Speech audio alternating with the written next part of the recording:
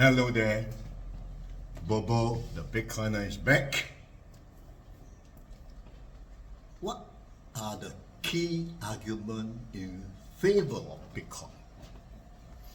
We all remember the financial crisis of 2007 to 2009. It was primarily the result of high conventional oil, rising from $20 to $140 per barrel.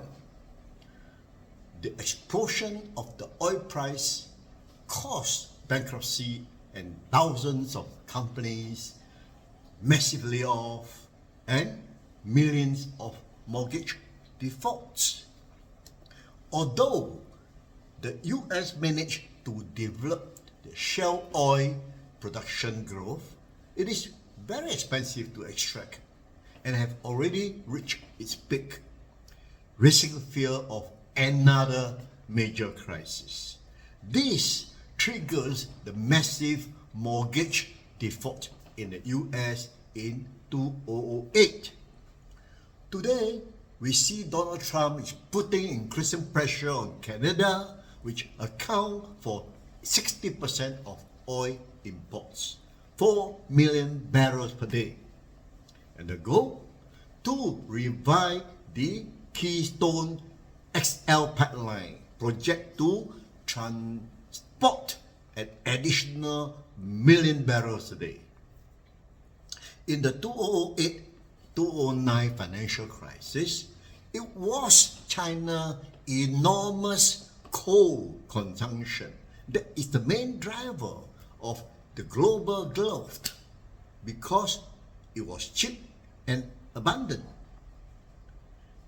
You see, energy is the engine of any economy, especially oil, without which hundreds of millions of trucks could not deliver global food supply, cement bags, bottles of water, clothing, etc. to every corner of the world. There can be no growth in living standard without growth in the energy production. Many countries believe they can compensate this with energy constraint by going into debts, but there are limits. That stimulate demand, yes, but its effectiveness depends on abundant and cheap energy. When energy becomes scarce and expensive, that definitely mostly inflation rather than real growth. So without an increase in the production of goods, an increase in GDP is just inflationary illusion. Raising purchasing power requires wages to grow faster than inflation, which can only achieve through the production gain. That directly depends on our ability to extract low-cost energy. Every economy needs to grow to repay both the debts and the interest.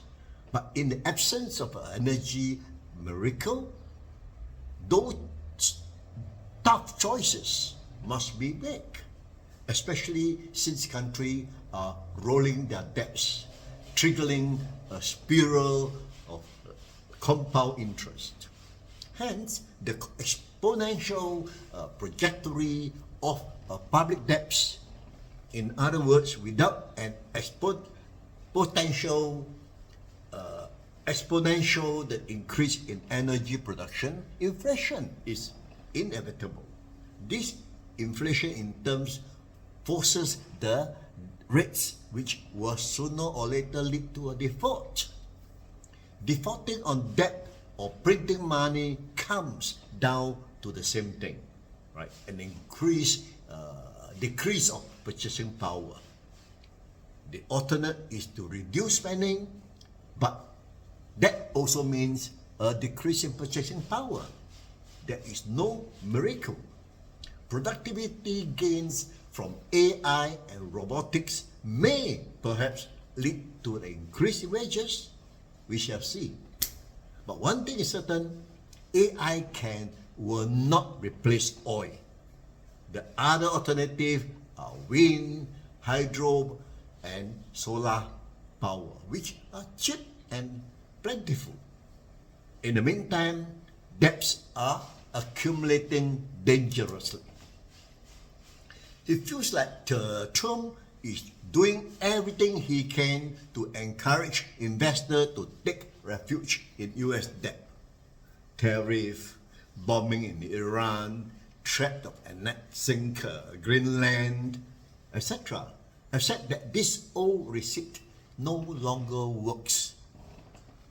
Russia has shown the whole world, on the one hand, that it can stand up to NATO, and on the other hand, that placing reserve in Western debts is very, very risky. The BRICS have taken note of the freezing of 300 billion euro that Russia had invested in the public debts of the Western camp. Larry Finch, CEO of BlackRock, shocking statement in his annual letter to investors. The US has benefited from the dollar being international reserve currency for decades. But this may not last forever. Public debt is increasing 3 times faster than the GDP since 1989. This year, interest payment on public debts will exceed 952 billion, almost 1 trillion, more than defense spending. So by 2030, mandatory public spending like pension, health insurance, etc., and interest will absorb all the federal tax revenue, creating a permanent deficit. And if US fail to control the debt, the dollar risks losing its position in favor of Bitcoin. In the face of this threat, Donald Trump has tasked Elon Musk with reducing the budget deficit by $1 trillion. Meanwhile, Senator Cynthia Lummis is pushing the Bitcoin Act. The US is well positioned to know that Bitcoin will inevitably becomes the international reserve currency, accumulating it massively before everyone else would help erase the approximately $10 trillion that US owes to the rest of the world. Purchases will begin in the coming months, especially if the Senator Cynthia Lummis achieves her goal. The government, however, without Congress approval, if the purchases are budget neutral. In this scenario, it is likely that Bitcoin will soar above $200,000 before the end of the year. No, Bitcoin will not recreate oil, lignum, or plutonium from its blockchain. Freezing the amount of currency in circulation will not magically grow the economy, regardless of what the certain school of Austrian economics thought believe. The tool of debt is indispensable. Abusing the printing press comes with its risk.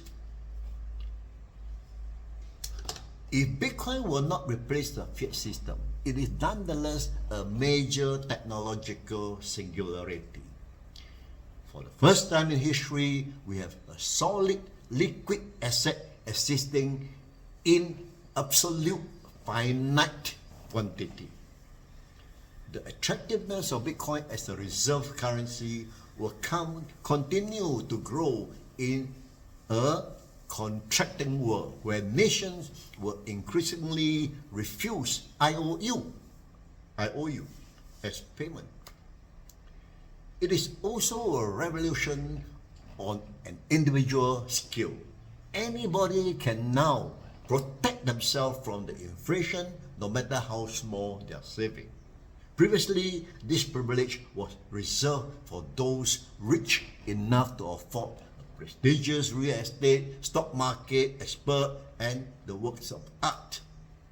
But Bitcoin will not stop inflation.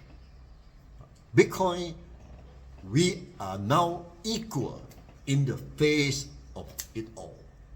And as any technological breakthrough, those who first grasp the opportunity will naturally benefit the most. So, high oil price is history.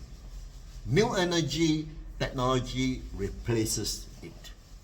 This is where Bitcoin, now which runs on technology, will come into play. We may not see it today. We will see it in times to come. Don't you think so? Thank you for watching. See you next time. Bye-bye.